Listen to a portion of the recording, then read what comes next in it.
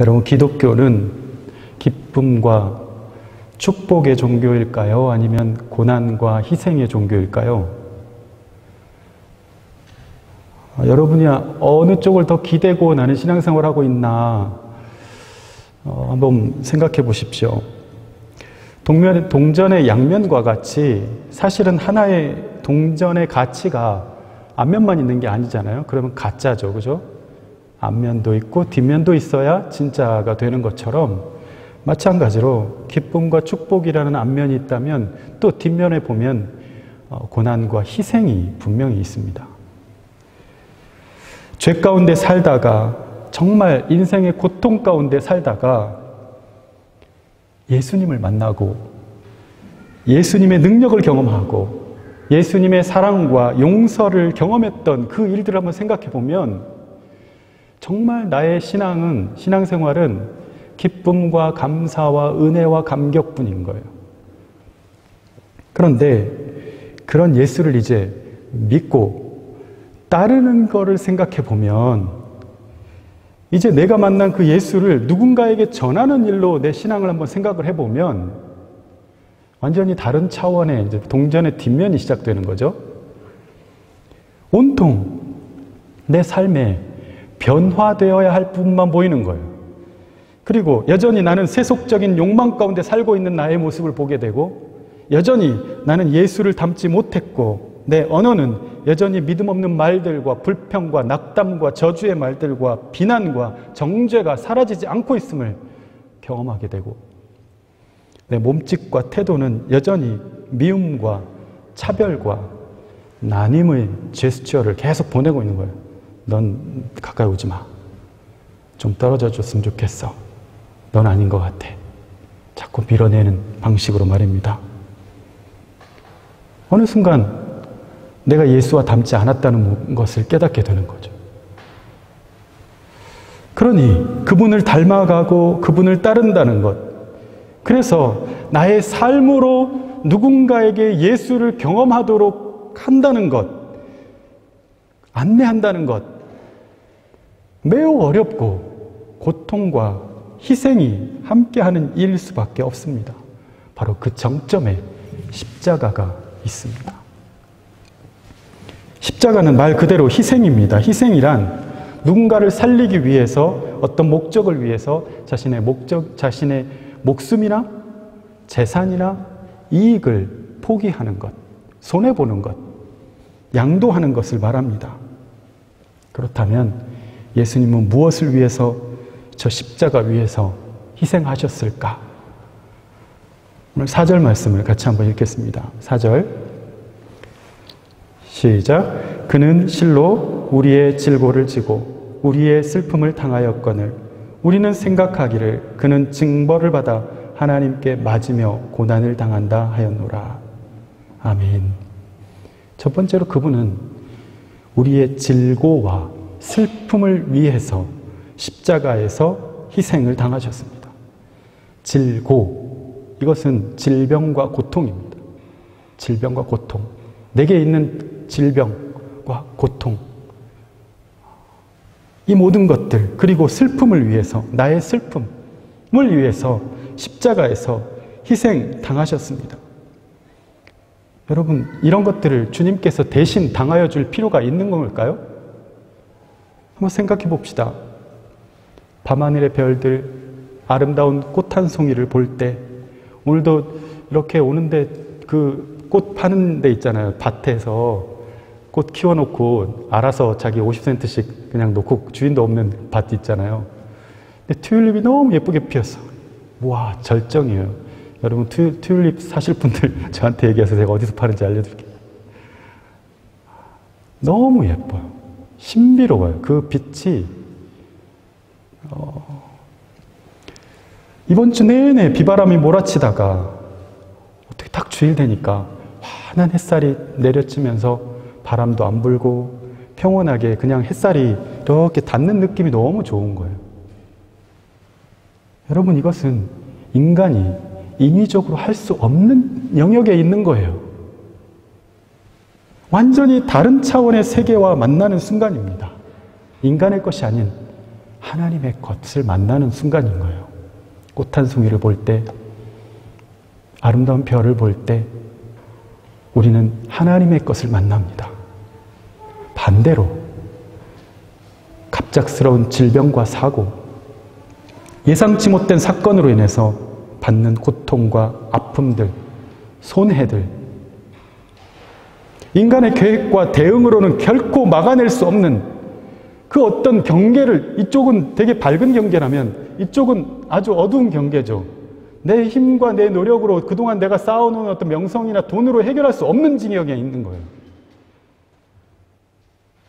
저 너머의 세계와 맞닥뜨리는 순간이 있다는 거예요. 이쪽 세계와 이쪽 세계를 보니까 아, 하나님의 것이 있구나 하는 것을 깨닫는 거예요. 어쩌면 많은 종교가 이 부분에서 맞닿아 있지 않을까 싶어요. 인간으로서는 도저히 이해할 수 없고 해결할 수 없고 어떻게 할 수 없는 그 부분들, 종교가 일어나는 지점이죠. 사고로 한날 한시에 가족을 보내야 했던 슬픔, 내 잘못이 아닌데도 불구하고 일찍 세상을 떠난 아이를 그리워하고 가슴에 품고 사는 어머니의 고통, 고쳐지지 않은 희귀병으로 평생을 불편하게 살아가야 하는 이의 그 절망, 그 앞에서 인간이 할 수 있는 게 아무것도 없구나. 두 손 두 발 다 들게 됩니다. 돈으로도 권력으로도 인기가 많다고 고쳐지는 것이 아닙니다. 해결되지 않습니다. 여러분, 인간이 도달할 수 있는 최선이라는 그 끝에서 비로소 하나님의 것을 만납니다. 하나님의 구원의 역사가 시작됩니다.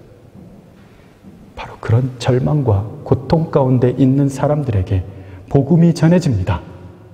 예수님이 당신의 그 고통과 질병을 위해서 십자가에 달리셨습니다. 이게 무슨 말인가? 그 고통을 다 가져가셨다는 말인가? 그 질병을 다 가져가셨다는 말인가? 더 이상 이 땅에는 고통과 질병이 없다는 뜻인가? 여러분, 그렇지 않습니다. 질병과 고통으로 인하여 겪는 그 절망과 고독함, 그리고 눈물과 한숨을 바로 그 십자가에 달리신 주님이 함께 겪고 있다는 뜻입니다. 나를 지으시고 나를 만드신 그분이 나를 버려두지 않고 나와 함께 그 자리에 있다는 거예요. 세계적인 신학자 칼 바르트의 생가가 근처 바젤에 가면 있어요. 그가 사랑했던 것 중에 두 가지가 있는데 하나는 모차르트였고 하나는 꼴마에 있는, 여러분이 꼴마에 가면 코끼리 열차만 타지 말고 그 사진만 찍지 말고 그 옆에 보면은 코끼리 열차 타는데 그 옆에 미술관이 있어요. 거기 가면 메인으로 아주 큰 재단화가 하나 있어요. 그게 바로 마티아스 그리네발트의 이젠하임의 재단화라는 유명한 그림입니다. 칼바르트는 그렇게 얘기해요. 사람은 하나님께 베토벤으로 부르짖지만 하나님은 우리에게 모차르트로 응답하신다. 이렇게. 그래서 늘 모차르트 음악을 틀어놓고 일을 하고 뭐 했다고 해요. 가면은요, 그 방에 들어가면 그림이 두 가지가 있는데 하나는 모차르트 그림이 문을 지나갈 때마다 문 위에 이렇게 모차르트 그림이 있고 책상 앞에 있는 그림 하나가 바로 꼴마에 있는 그 이젠하임의 재단화가 자기 책상 일하는데 항상 볼 수 있도록 거기에 걸려져 있습니다. 이쯤 되면 딱 그림이 나와야죠, 그죠? 네, 이런 그림이 있습니다. 이 그림 앞에 크기도 되게 이 정도 크기로 돼요. 실제로 이 정도 크기인데 앞에 이렇게 의자가 있어서 깊이 묵상하고 이렇게 들여다보고 갈 수 있도록 장의자를 두어서 관람하도록 되어 있는데요. 독일의 이젠하임이라는 곳에 안토니우스 수도원이 있는데 그곳은 병자들을 치료하는 수도원이었어요. 그래서 그곳에 괴접병, 한센병 환자들, 그리고 15세기 말에 퍼졌던 그 매독에 걸린 환자들이 많이 있었습니다. 게다가 또 유럽은 계속 흑사병으로 인해서 고통을 당하고 있었죠. 예수님의 피부가 마치 다른 십자가와는 다르게 지금 손가락이나 발을 보면 완전히 뒤틀려 있다는 것을 볼 수가 있는데요. 그리고 그 피부를 한번 보세요. 피부를 보면 저게 채찍 맞아서 된 게 아니고 사람의 그 당시에 그 환자들이 겪고 있던 그 피부병과 똑같은 형태의 예수님 상이 그려져 있습니다. 손가락은 심각한 고통으로 뒤틀려 있고 발가락도 마찬가지입니다. 보면 되게 기형적으로 뒤틀려 있어요. 얼마나 큰 고통 가운데 있었는지를 알 수가 있죠. 이것은 어떤 의미를 가지고 있냐면 오랫동안 흑사병으로 또 매독으로 또 한센병과 궤적병으로 환자들이 죽어나가고 있는 그 상황 속에서 도대체 하나님은 무엇을 하고 계시는가? 신은 어디에 있는가? 라고 묻는 것에 대한 대답이었어요. 이 그림은 이렇게 말합니다. 너는 버려진 존재가 아니다.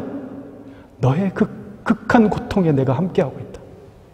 그리고 그 고통의 시간이 나와 함께 지나 함께 천국에 있게 될 것이다. 이 제단화를 열어젖히면 이거 이제 제단화는 열게 돼 있어요. 그래서 가운데 지금 이렇게 좀 금이 있죠? 저기 이렇게 열려지는데 제 옆에도 열려지고 거기에는 이제 열면 저 십자가 안쪽에는 부활이 있어요. 부활. 수많은 고통 가운데 있는 사람들에게 고통을 지나 주님과 함께하는 천국의 그 소망, 부활의 소망이 그 안에 담겨져 있었던 거예요. 얼마나 큰 위로가 되는지 모릅니다. 학자들도 말합니다. 그리네발트가 던진 메시지는 너의 고통에 매몰되지 말고 예수님이 겪으신 순환을 보아라. 그리고 그분이 우리를 위하여 하신 일을 보아라. 이런 의미였다라고 말합니다. 십자가는 바로 그런 것이었습니다. 두 번째로 예수님은 우리의 허물과 죄악 때문에 십자가에서 희생당하셨습니다. 우리 5절 같이 한번 읽겠습니다. 5절 시작. 그가 찔림은 우리의 허물 때문이요 그가 상함은 우리의 죄악 때문이라. 그가 징계를 받음으로 우리는 평화를 누리고 그가 채찍에 맞음으로 우리는 나음을 받았도다. 아멘. 아까의 어떤 질병과 관련된 그 경계선에서 발생하는 종교적인 어떤 것과는 완전히 다른 차원의 것이 기독교만의 것이 이제 두 번째 5절의 말씀이 되는 것이죠. 죄와 허물, 우리의 그런 죄책감. 죄와 허물로 사람들은 두 가지의 길을 가게 됩니다. 한 가지는 그것에 둔감해지고 점점 용감해지고 점점 무감각해져서 반복적으로 더 저지르게 되고 더 악해지는 형태로 흘러가는 것이죠. 그래서 뭐 어쩌라고. 다들 그렇게 사는데 왜 나만 갖고 그래. 점점 얼굴이 두꺼워지죠. 회개라는 게 있을 수가 없어져요. 또 한 가지는 반대편에 끊임없이 죄책감과 나약함에서 헤어나오지 못하고 무력함과 회의와 포기에 이르러 버리는 것입니다. 둘 다 안 좋은 거죠. 둘 다. 두 가지 다 하나님께서 원하시는 모습이 아닙니다.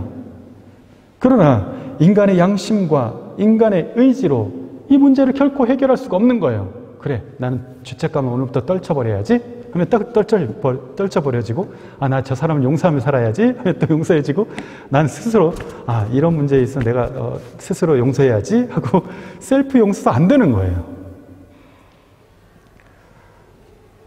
그것도 사람의 영역을 벗어나 있는 거예요. 사람이 스스로 자신을 죄 없다 할 수 없고 사람이 스스로 누군가를 온전히 용서했다고 할 수가 없는 겁니다. 이 인간의 오랜 굴레는 삶을 점점 지옥으로 끌고 가고 있어요. 자꾸 우리를 그것에 함몰되고 매몰되게 만들어서 그 굴레에서 못 빠져나오도록 만드는 거예요. 여러분, 이것을 해결하실 분은 곧 하나님밖에 없으셨어요.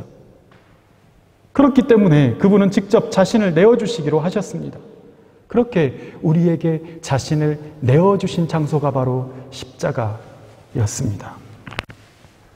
주님은 우리의 허물과 죄를 담당하시고 그 십자가의 주님을 믿는 자에게 더 이상 그런 죄의 굴레 속에서 살지 않도록 새로운 삶의 기회를 주셨어요. 이 굴레 자체를 깨뜨리신 거예요. 십자가를 통하여.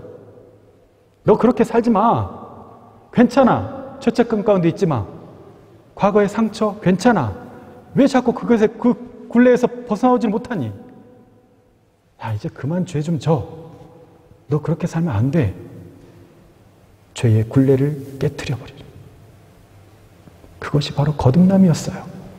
다시 태어나는 거예요. 아, 내가 그 굴레 속에서 살지 않아도 되는구나 라는 것을 강한 느낌표 하나를 우리에게 주신 거예요.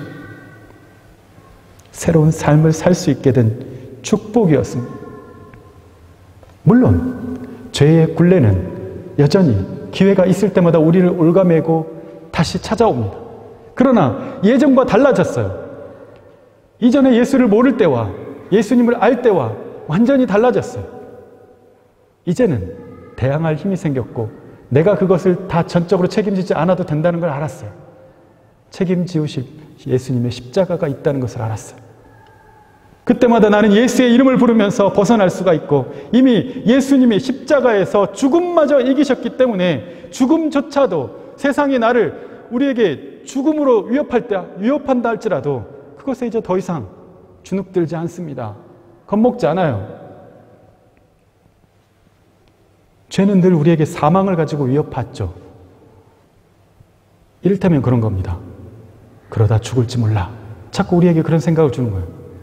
이게 안 되면 내가 가난해지면 내가 밥 먹을 게 없어지고 그렇게 되면 내가 힘들어지고 그 다음에 죽을지도 몰라. 내가 병이 들었어요. 이 병이 들어서 어떻게 되고 죽을지 몰라.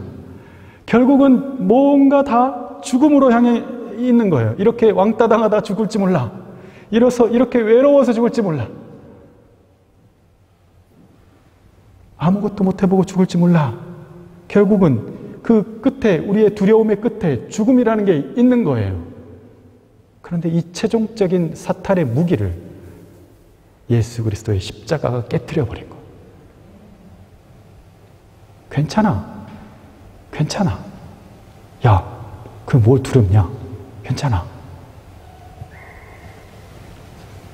십자가의 주님은 우리에게 가난함과 질병과 고통과 내가 유명해지지 못했어도 내가 지금 아직 더 이룰 일이 많고 더 유명해져야 되는데 아직 자리를 못 잡았는데 그런데도 불구하고 죽음을 두려워하지 않고 살게 하셨고 죽음 너머에 살 수 있는 자유함을 우리에게 주셔버린 거예요. 어떡하지? 죽으면 어떡하지? 결국은 이게 안 돼서 죽으면 어떡하지 였는데 이게 깨져버리니까 괜찮은 거예요. 여러분, 이 땅에 살면서 십자가의 주님과 함께 동행하면서 매일매일 맡기면서 살 수 있는 이 삶을 살 수 있게 하신 거. 두려움이 있죠. 오늘도 근심이 있죠. 내 마음에 고통이 있고 오늘 해결해야 될 껄끄러운 사람 만나야 될 일도 있어. 하기 싫은데 해야 될 일도 있어. 그런데 예전 같으면 그 굴레에 빠져가지고 내가 헤어나오질 못했어. 그런데 이제는 맡기면서 가는 거예요. 안 되면 안 되나 보다, 되면 되나 보다. 이게 되는 거예요. 넉넉함이 생겼어요. 그 굴레에서 빠져나와 기쁘게 손을 놓고 혹시 죽더라도 주님과 함께 영원한 천국에서 살 수 있는 소망이 생겼어요. 두려울 것도 없고 아쉬울 것도 없고 이 땅에서 영원할 것처럼 살려고 하는 오만한 사람들의 그런 부와 그들이 누리는 것에 결코 부럽지 않아요. 괜찮아. 그게 뭐라고. 이번 주 성경 공부하면서 그랬어요. 아니, 예수를 믿고 우리가 신앙을 제대로 가지고 보니까 세상에 두 가지가 있는 거예요. 헛된 것과 귀한 것. 이것도 헛되다. 전도서 말씀 보면서 그거예요. 헛된 것이 뭔지를 알아버렸어. 귀한 게 뭔지를 알아버렸어. 그 귀한 것에 영원을 담는 방법을 알아버렸어. 여러분, 바로 예수님이 그런 이유로 십자가를 지셨습니다. 그 십자가 바로 나를 위해 지셨습니다. 나의 질병과 고통과 외로움과 두려움과 내가 너와 함께 하고 있다라고 보여주시기 위하여서 예수님이 십자가를 지셨습니다.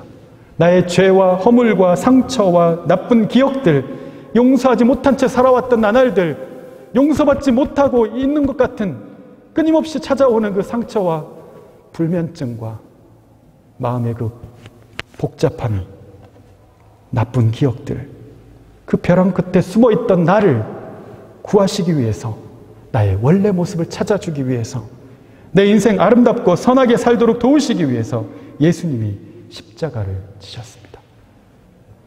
여러분, 이 한 주간 예수님의 십자가를 묵상할 때 바로 그것이 나를 위한 십자가였다는 것에 너무나 감사하고, 오늘 찬양처럼 예수님 그의 희생 기억할 때 내 마음 가운데 기쁨이 있는 거예요. 감사함이 있는 거예요. 부끄럽지만, 너무 죄송스럽지만 너무 고마운 거예요.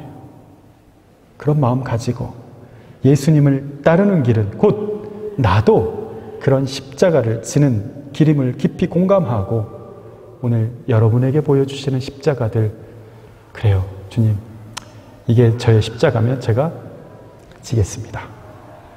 이 정도는 제가 할 수 있겠죠?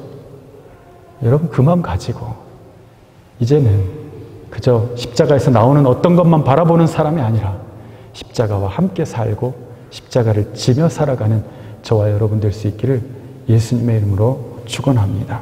같이 한번 기도하겠습니다.